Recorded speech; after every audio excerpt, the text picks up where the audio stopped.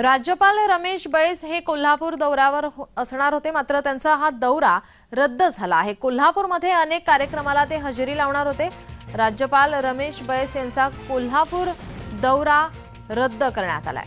अनेक कार्यक्रमाला ते हजेरी लावणार होते। शिवाजी विद्यापीठातील पदवीदान समारंभ आयोजित केला गेला होता।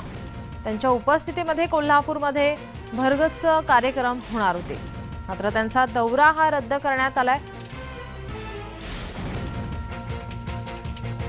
आपले प्रतिनिधी अमर पाटील आपल्यासोबत फोन लाईन वरून जोडलेत। अमर, काय अधिकची माहिती?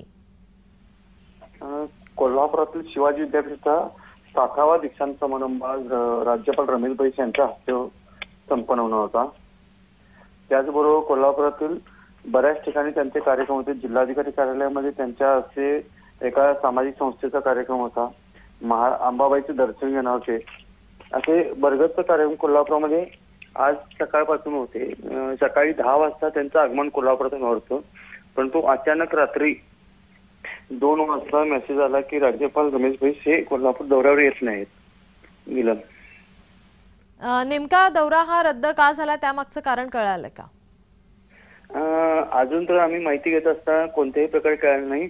राज्यपाल रमेश बैस यांचा दौरा हा दुसऱ्यांदा कॅन्सल होतोय।